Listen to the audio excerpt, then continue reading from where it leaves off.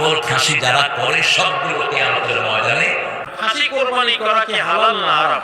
একজন প্রশ্ন করেছেন, আমরা জানি কুরবানির পশু সুন্দর দিতে হয়, দুই দাঁতের দিতে হয়, নিখুঁত দিতে হয়। এখন জিজ্ঞাসা হচ্ছে খাসি করা পশু দিয়ে কি কুরবানি করা যাবে? এরপরে প্রশ্ন, খাসি করা গরু ছাগল বা হিজ্জা করা গরু ছাগল কুরবানি করা। আসসালামু আলাইকুম রহমতুল্লাহি ওয়া বারাকাতুহু। আশা করি আপনারা অনেক অনেক ভালো আছেন। আজকে আমরা ভিডিওতে জানব খাসি ছাগল বা বলদ দ্বারা কুরবানি দেওয়া জায়েজ কি জায়েজ না, বিস্তারিতভাবে সম্পূর্ণ ভিডিওর মধ্যে দেওয়া আছে। উল্লেখযোগ্য কয়েকজন আলেমের মুখ থেকে শুনে আসি। সম্মানিত দর্শক, চলেন কথা না বাড়িয়ে সম্পূর্ণ ভিডিওটা দেখে আসি। খাসি করা এটা কিন্তু হারাম। ছাগল খাসি যারা করে সবগুলো কিয়ামতের ময়দানে আসামির কাঠ বলে দাঁড়াবে। আপনি একটা প্রাণীকে তার জৈবিক চাহিদা থেকে শেষ করে দিচ্ছেন। কে দিয়েছে আপনাকে এই অথরিটি? কোথায় পেয়েছেন এটা?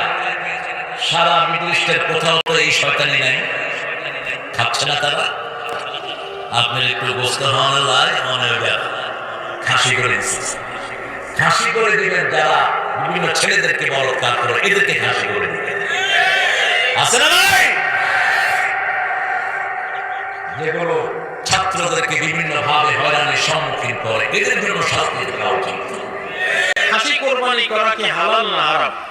খাসি সম্বন্ধে হাদিসে রয়েছে যে দহা বিকাবশাইনি আমলাহাইনি আকরানাইনি মাওজুআইন খাসিয়াইন।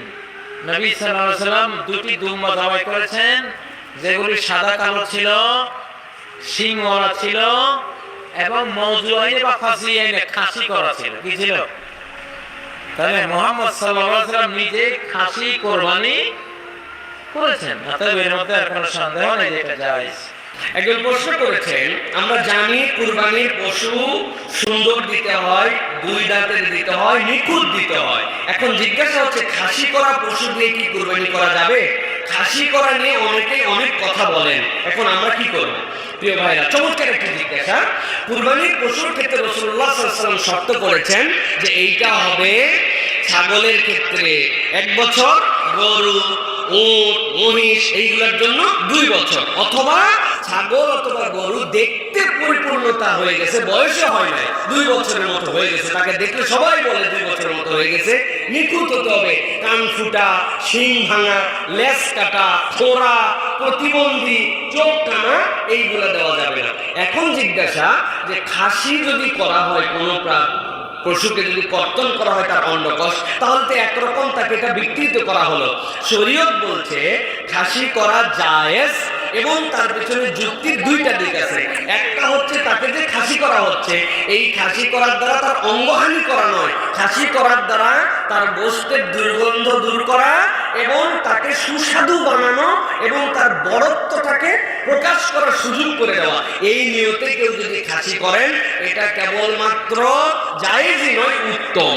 দ্বিতীয় দলিল, রাসূলুল্লাহ সাল্লাল্লাহু আলাইহি ওয়াসাল্লাম যখন কুরবানির নিয়ত করতেন, হাদিসের মধ্যে আসছে কাবাশাইন আযিমাইন সাবিনাইন। নবী করিম সাল্লাল্লাহু আলাইহি ওয়াসাল্লাম বড় হৃষ্টপুষ্ট কাটান দেওয়া ছাগল কুরবানি দিতেন। তাহলে নবী করিম সাল্লাল্লাহু আলাইহি ওয়াসাল্লাম কাটান দেওয়া খাসি দিয়ে কুরবানি দিয়েছেন, ওই রাসূলুল্লাহ সাল্লাল্লাহু আলাইহি ওয়াসাল্লাম পশুর থুতের কথা বর্ণনা করেছেন। তার মানে কাটান দেওয়া কোনো থুতের মধ্যে নয়, অতএব এই কাটান দেওয়া পশু দিয়ে কুরবানি করা যায়। হাদিসের মধ্যে আসছে আক্কান নবী সাল্লাল্লাহু আলাইহি ওয়াসাল্লাম লিল হাসান ওয়াল হুসাইন কাবাশাইন।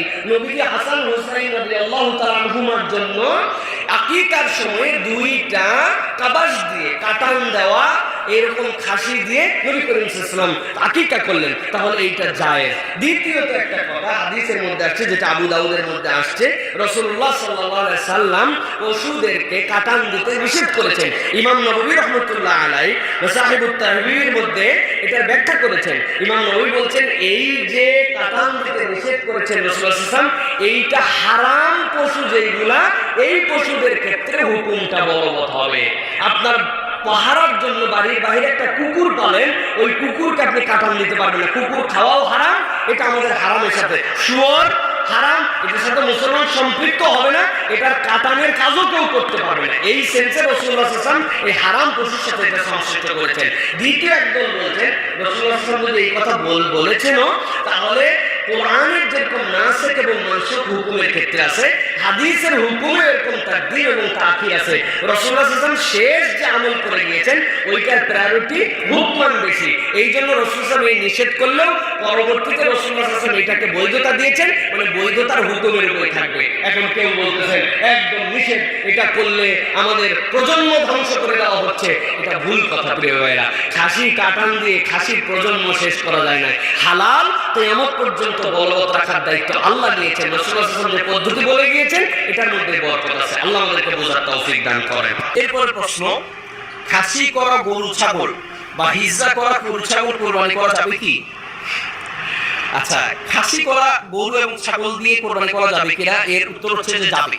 কারণ মুসনাদ আহমদ হাদিস এসেছে নবী সাল্লাল্লাহু আলাইহি ওয়াসাল্লাম দুটি খাসি দিয়ে কোরবানি করেছেন। খাসিয়াইন মাউজুআইন, হাদিসে এসেছে মাউজুআইন শব্দ, দুটি খাসি করা ছাগল দিয়ে তিনি কোরবানি করেছেন। তাহলে খাসি করা ছাগল দিয়ে কোরবানি করা যেতে পারে। অনেকে মনে করেন থাকে এটা তো অঙ্গহানি, এটা তো তার একটা ত্রুটি। না, এটা ত্রুটি নয়, বরং খাসি করা হচ্ছে তার স্বাস্থ্য ভালো হওয়ার জন্য, তার শরীর তার গোশত বাড়ার জন্য, তার স্বাস্থ্য ভালো হওয়ার জন্য খাসি করা হচ্ছে। তার মানে খাসি করা ছাগল দিয়ে নবী সাল্লাল্লাহু আলাইহি ওয়াসাল্লাম কুরবানি করেছেন, এটা করা যাবে।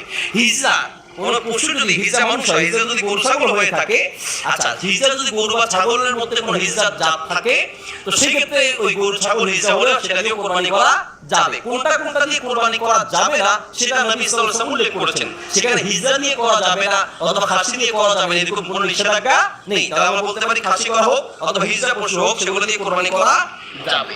এরপর প্রশ্ন, সৃষ্টিগতভাবে কোন পশুর শিং না থাকলে কোরবানি করা যাবে কি? সৃষ্টিগতভাবে কোন পশুর শিং, হ্যাঁ, যদি শিং ভাঙা থাকে তাহলে সেই পশু দিয়ে কোরবানি করা মাকরুহ হবে, অর্থাৎ ওই ধরনের পশু দিয়ে কোরবানি করা উচিত নয়। আর সৃষ্টিগতভাবেই যদি কোন পশু মানে কোন গরু বা ছাগলের শিং না থাকে তাহলে সেই ক্ষেত্রে সেই পশু দিয়ে কোরবানি করা যাবে কি? এর উত্তর হচ্ছে যে হ্যাঁ, সৃষ্টিগতভাবে শিং না থাকলে সেই পশু দিয়ে কোরবানি করা যাবে, তবে শিংওয়ালা দেখে কোরবানি করা উচিত। কারণ নবী সাল্লাল্লাহু আলাইহি ওয়াসাল্লাম আকরানাইন, অর্থাৎ তিনি যে ছাগল দিয়ে কোরবানি করেছেন সেই ছাগল কি ছিল? শিং ছিল। এই জন্য এরকম শিংওয়ালা দেখে ছাগল বা পশু কোরবানি করা উচিত। বাকি যদি শিং সৃষ্টিগতভাবে না থাকে তাহলে সেটা দিয়ে কোরবানি করা বৈধতা। আসসালামু আলাইকুম রহমতুল্লাহি ওয়া বারাকাতুহু।